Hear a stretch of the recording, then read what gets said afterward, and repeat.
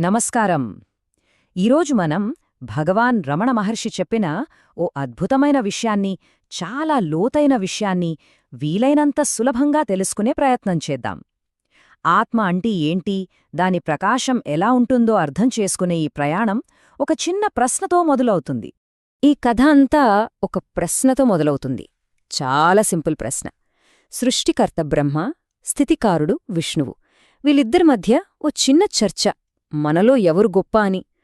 చూడ్డానికి చిన్న వాదనలా అనిపించినా దీన్ని నుంచే ఓ గొప్ప దివ్య సత్యం బయటపడబోతోంది. ఇంతకీ వాళ్ల వాదనకి కారణమేంటి? అహంకారం. ఇది గ్రహించిన శివుడు వాళ్ళిద్దరి గొడవని తీర్చడానికే కాదు, అసలు సత్యమేంటో చూపించడానికి రంగంలోకి దిగాడు. వాళ్ల అహంకారాన్ని తొలగించాలని ఆయన నిర్ణయించుకున్నాడు. సరే, బ్రహ్మ విష్ణువుల వాదన అలా ముదురుతోంది. ఇక ఒకరినొకరు ఓడించుకోడానికి సిద్ధమయ్యారు. సరిగ్గా అప్పుడే వాళ్ల కళ్ళు తెరిపించడానికి శివుడు ప్రత్యక్షమయ్యాడు. కాని ఆయన ఎప్పుడూ కనిపించే రూపంలో రాలేదు.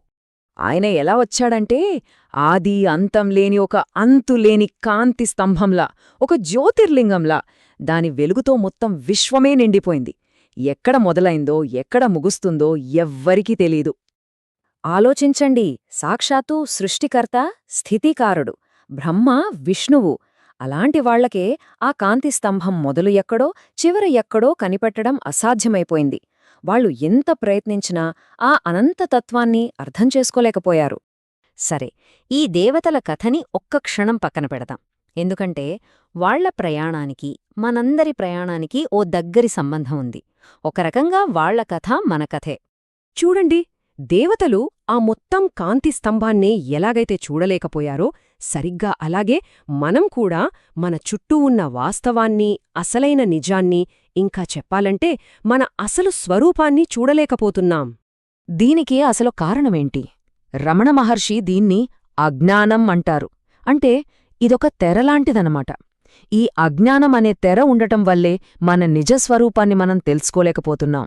ఒక్కసారి ఆ తెర తొలగి ఆత్మను చూస్తే ఇక మనకి ఈ ప్రపంచానికి మధ్య ఏ తేడా కనిపించదు. ఇప్పుడు మనం అసలు విషయానికి వస్తున్నాం. రమణ మహర్షి బోధనల్లోకి వెళ్తున్నాం. ఆయన చెప్పే ఈ విషయం బహుశా వినడానికి చాలా ఆశ్చర్యంగా, నమ్మశక్యంగా లేకుండా కూడా అనిపించచ్చు. రమణులేమంటారంటే, ప్రతి ఒక్కరూ శివుని అంశమే. వాళ్లకు తెలిసినా తెలియకపోయినా వాళ్లే శివుడు, ఈ సర్వమూ కూడా వాళ్లే. అంటే చూశారా, అసలు రహస్యమంతా బయట ఎక్కడో లేదు, మనల్లోనే ఉంది. మంచిది, మనమందరం శివస్వరూపులమే అయితే మరి ఆ విషయం మనకు ఎందుకు తెలియట్లేదు? ఎందుకు గ్రహించలేకపోతున్నాం? మనల్ని ఏది తప్పుదారి పట్టిస్తోంది? చూద్దాం. ఈ లోతైన నిజాన్ని అర్థం చేయించడానికి రమణులు చాలా సింపుల్ ఉదాహరణలు వాడారు. మన రోజువారీ జీవితంలో చూసేవే. వీటితో మన దృష్టిలో ఉన్న లోపమేంటో మనకే ఈజీగా అర్థమైపోతుంది. ఉదాహరణకు, మనమొక బట్టను చూస్తాం, కాని ఆ బట్ట దేనితో తయారైంది? పత్తితో. మనం బట్ట అనే రూపాన్ని చూస్తున్నాం కాని దానికి మూలమైన పత్తిని పట్టించుకోవట్లేదు, గమనించట్లేదు.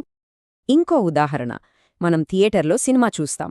తెరమీద బొమ్మలు కదులుతుంటాయి. మనం ఆ బొమ్మల్నే చూస్తాం కాని ఆ బొమ్మలన్నింటికీ ఆధారమైన తెల్లటి స్క్రీన్ని గమనించం. సినిమాలు వస్తాయి, పోతాయి, కాని ఆ స్క్రీన్ మాత్రం అలాగే స్థిరంగా ఉంటుంది. చివరిగా ఇంకొకటి, మనం కాగితం మీద రాసిన అక్షరాల్ని చదువుతాం. ఆ అక్షరాల మీదే మన దృష్టి అంతా. కాని ఆ అక్షరాలకి ఆధారంగా ఉన్న కాగితాన్ని మనం పట్టించుకోం. ఈ 3 ఉదాహరణల్లోనూ ఒకే విషయం ఉంది. అంటే ఈ ఉదాహరణల్లో పత్తి, తెర, కాగితం ఇవన్నీ దేనికి సంకేతం? శివతత్వానికి. శివుడు అంటే మరేదో కాదు, ఈ విశ్వానికి మూలమైన అసలు నిజం. కనిపించే ప్రతి రూపానికి, ఆ రూపాల్ని చూసే మనకీ కూడా ఆయనే ఆధారం, ఆయనే పదార్థం, ఆయనే పునాది. సరే, ఈ విషయం మనకు తెలిసింది, బాగుంది. కానీ దీన్ని మన జీవితంలో ఎలా ఉపయోగించుకోవాలి? దీనికి రమణులు చెప్పిన మార్గం శరణాగతి. సింపుల్గా చెప్పాలంటే మన భారాన్ని దించేయడం. రమణులు ఏం చెప్తారంటే, నిన్ను నువ్వు ఆ భగవంతుడికి అర్పించుకో, ఇక మిగతాదంతా ఆ శక్తే చూసుకుంటుంది. ఇక్కడ అసలు పాయింట్ ఏంటంటే, నేను చేస్తున్నాను అనే అహంకారాన్ని, ఆ ఫీలింగ్ని వదిలేయడం. దీనికి ఆయన చెప్పిన ఓ అద్భుతమైన ఉదాహరణ రైలు ప్రయాణం. అనుకోండి, మనం ఒక రైల్లో వెళ్తున్నాం, మన దగ్గర లగేజుంది. ఆ రైలు మనల్ని మోస్తోంది, మన లగేజ్ను కూడా మోస్తోంది కదా. అలాంటప్పుడు మనం ఆ లగేజ్ని మన నెత్తిమీద పెట్టుకుంటే అది అనవసరమైన భారం కాదా? రైలు ఎలాగూ మోస్తోంది కదా.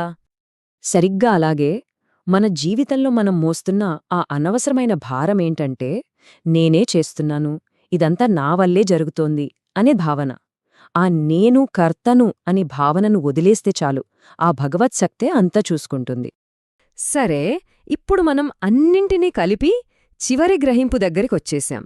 ఇప్పటిదాకా మనం మాట్లాడుకున్నవన్నీ ఇక్కడ ఒకే చోట కలుస్తాయి. అసలైన అంతిమ సత్యం ఇదే. చూసేవాడు అంటే ద్రష్ట, చూసే ప్రక్రియ అంటే దృష్టి, ఇంకా మనం చూసే వస్తువు అంటే దృశ్యం. ఈ మూడూ వేర్వేరు కాదు, అన్నీ ఒక్కటే. ఆ ఒక్కటే ఆత్మ. కాబట్టి ఈ మొత్తం విశ్లేషణను ఒక ప్రశ్నతో ముగిద్దాం. బాగా ఆలోచించండి. మనం చూస్తున్నది ఈ ప్రపంచాన్నా, లేక మన నిజస్వరూపాన్నే రకరకాల రూపాల్లో చూస్తున్నామా?